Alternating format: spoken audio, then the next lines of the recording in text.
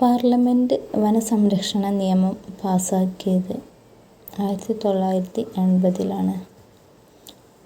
Reserve ബാങ്കിന്റെ ആസ്ഥാനം എവിടെ? ഉത്തരം മുംബൈ. കാഗ്രപ്പാറ അണുഊർജ നിലയം ഇന്ത്യയിൽ ഏതു സംസ്ഥാനത്താണ് സ്ഥിതി ചെയ്യുന്നത്? ഉത്തരം ഗുജറാത്ത്. 4-ാമത്തെ ക്വസ്റ്റ്യൻ. ഗ്രാമപ്രദേശങ്ങളിലെ വിദ്യാസമ്പന്നരായ യുവാക്കൾക്ക് തൊഴിലവസരങ്ങൾ സൃഷ്ടിക്കുവാനായി ഇന്ത്യ ഗവൺമെന്റ് നടപ്പിലാക്കിയ പദ്ധതി.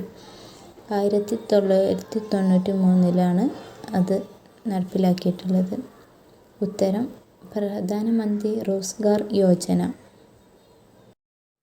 5-ാമത്തെ ക്വസ്റ്റ്യൻ. ഭാരതീയ വിദ്യാ ഭവൻ സ്ഥാപിച്ചത്?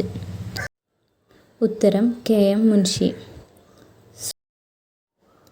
സുമിത് ബോസ് പാനൽ ഏതുമായി ബന്ധപ്പെട്ടതാണ്? ഉത്തരം സാമൂഹ്യ സാമ്പത്തിക സർവേ.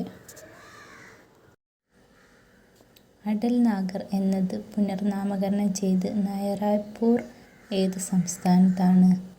ഉത്തരം ഛത്തീസ്ഗഡ്. ഇന്ത്യയുടെ വടക്ക് തെക്ക് നീളം എത്രയാണ്? ഉത്തരം 3214 kilometre.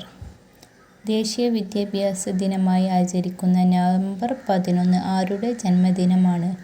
Maulana Abdul Kalam Azad. GST bill പാസാക്കിയ ആദ്യത്തെ നിയമസഭ? ഉത്തരം ആസാം. സർക്കാർ ചില പ്രത്യേക ആവശ്യങ്ങൾക്കായി ചുമത്തുന്ന അധിക നികുതി ഏത്? സെസ്. ദേശീയ രക്തദാന ദിനം എന്നാണ്? ഒക്ടോബർ 1.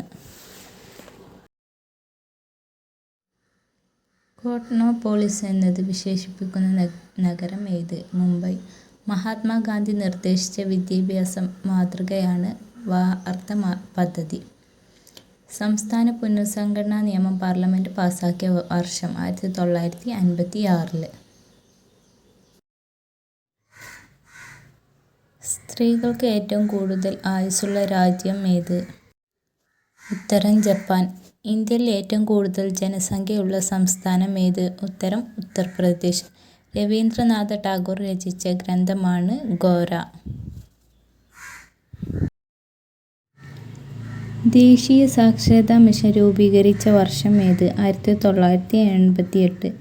വരിക വരിക സഹചര്യ സഹന സമര സമയമായി ആരുടെ വരികൾ? അംഷി നാരായണൻ പിള്ള. ലക്ഷദ്വീപിന്റെ ആസ്ഥാനം? കവരത്തി. പദ്ധതി പ്രകാരം സാമൂഹ്യ ക്ഷേമ വകുപ്പിന് കീഴിൽ പ്രവർത്തിക്കുന്ന ഒരു സ്ഥാപനമാണ് ഏത്? ഉത്തരം അംഗൻവാടി. ലളിതകലാ അക്കാദമിയുടെ ആസ്ഥാനം എവിടെയാണ്? ഉത്തരം ന്യൂഡൽഹി. ഇന്ത്യയിലെ ആദ്യത്തെ റോക്കറ്റ് വിക്ഷേപണ കേന്ദ്രം എവിടെയാണ്? ഉത്തരം തിരുവനന്തപുരം.